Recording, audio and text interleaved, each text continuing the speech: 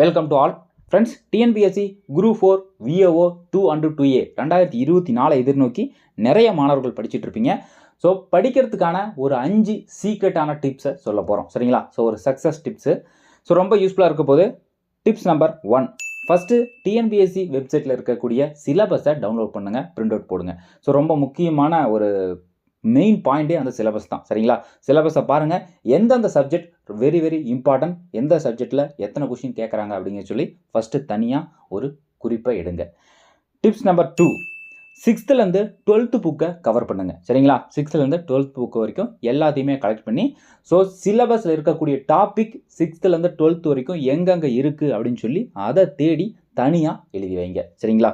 அடுத்தது tips number 3, follow proper study routine. So நீங்கள் ஒரு ஸ்டடி ரொட்டீன் இருந்தால் மட்டும்தான் நீங்கள் அதிகமான மார்க் எடுக்க முடியும். ஸோ டெய்லியும் நீங்கள் படிக்கிறத மட்டும் விடவே கூடாது, சரிங்களா? டெய்லியும் 8 or 9 hours ரொட்டீனாக நீங்கள் படிச்சுட்டே இருக்கணும், சரிங்களா?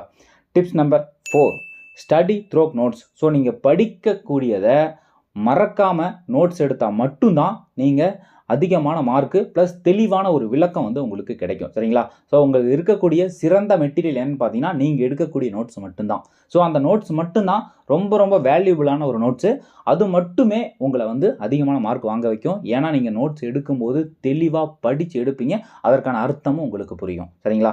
அடுத்தது tips number 5, so remember the study again. So கடைசி டிப்ஸு ரொம்ப ரொம்ப முக்கியம். ஸோ நீங்கள் சிலபஸ் எடுத்துக்கலாம், 6th-12th புக் வரைக்கும் படிக்கலாம், ரொட்டீனாக படிச்சுட்டு இருக்கலாம், அதே மாதிரி நோட்ஸும் எடுக்கலாம்.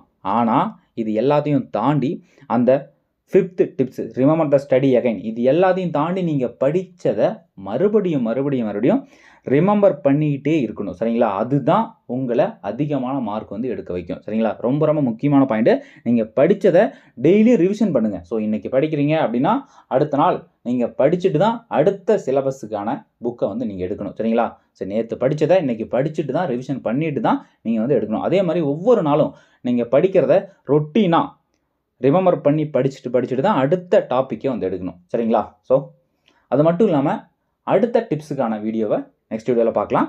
ஸோ தேங்க்ஸ் ஃபார் வாட்சிங்.